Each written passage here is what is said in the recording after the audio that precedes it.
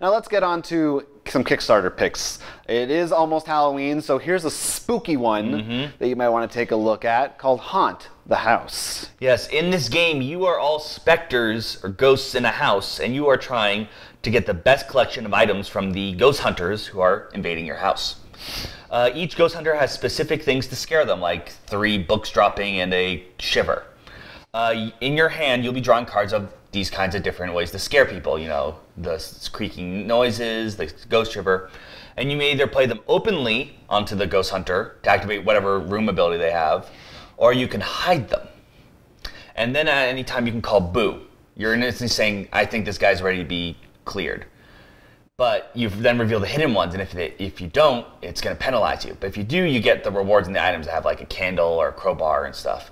So it's sort of a interesting like bluff game where you want to try to put the resources to capture a guy, but you don't want to put too many, or you want to try to trick people to try to think you're trying to capture this ghost. Got it. I did see this one caught my eye, and I thought the art looks really cool. Fun thing, like Kickstarter exclusive box. I'm not sure if it's the regular one, or the higher one, but it will glow in the dark. That's pretty neat. There is, I feel, a weird thing with these Halloween Kickstarters that come up around Halloween that's almost like such a tease, because it's Halloween, like the perfect time to play that game, and you got to wait like 7 months or a year to actually play it. So, you know, it's always, I like when they say it'll be ready for next Halloween, so at least that's something you can have. Like, I think I backed a game last Halloween that's still not out yet. But yeah, that looked like fun. This one goes for only $23 at the house for glow-in-the-dark box.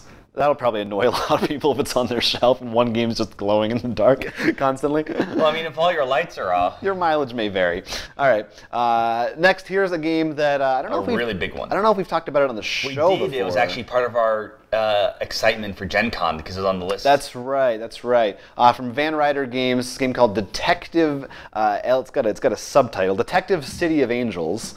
And it's definitely inspired by stuff like the movie L.A. Confidential, this general 50s, 60s Hollywood mystery noir style. And it's essentially a detective game in the vein of Sherlock Holmes, Consulting Detective, games of that ilk. The difference in this one is, rather than everyone working together and just having a book to work from, one player actually is the sort of the GM, and when you're questioning a suspect, that player actually is going to be deciding whether the person you're talking to lies or not, how much they lie, what exactly they say, and you as the detective will be able to, try to push harder if you think they're bluffing, etc. So even though they're fixed cases with a singular a solution, the way they play out is almost always going to be very different. And at least for the person doing the case, you'll be able to replay them different times and see the different scenarios. And the other thing is, I think it wouldn't be too hard when playing this. It's like, let's say the first case you went through and you decide to be the GM or whatever they call it. But the next one, like, I could take it then. Yeah, you could definitely then do it for a different group. I don't think at least from what I can tell, it doesn't lock anyone in, which is great. Yeah. And I mean, we love these story detective games, as we said. It's the thing we love. So, like, that's why it made our list back in Gen Con, and why, as soon as this came out, I didn't even get a chance. I'm like, oh, this looks cool. Jonathan backed it. Yeah, this comes from Van Ryder Games, who also did Hostage Negotiator and a couple other ones that I think were really cool. So I'm a big fan of this company.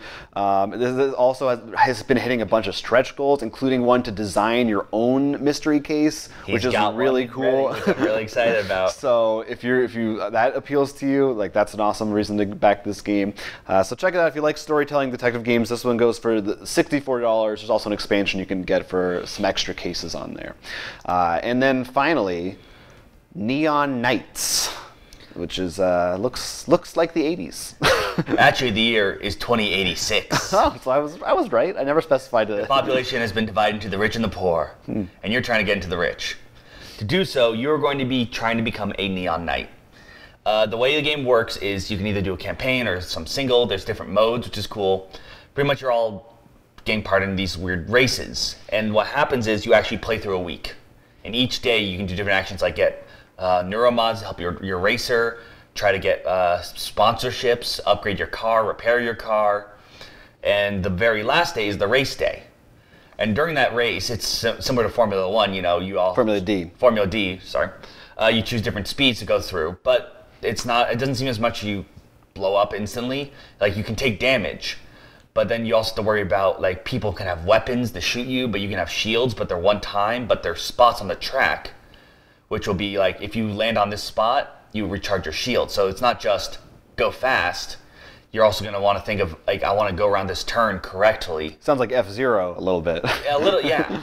And you actually gain or lose fans depending on if you take damage, if you go around a turn and able to drift successfully fast enough.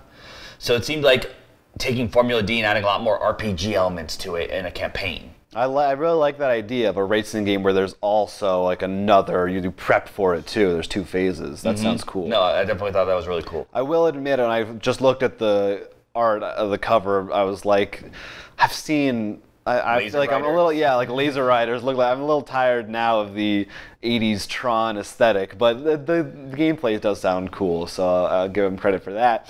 And this one goes for $47, Neon Knights. All those Kickstarters are available right now if you want to check them out or recommend one to us that we missed. If you enjoyed this video, it was just a snippet of our full-length podcast, which you can find on our YouTube channel every week. So please go ahead, like, and subscribe for more board game-related content coming at you in the future. And don't forget to check out rollforcrit.com, where we actually sell a lot of the games we talked about, as well as post news and all our other videos. Until then, I'm Will Keeler. I'm Jonathan Estes, and this is Roll for Crit.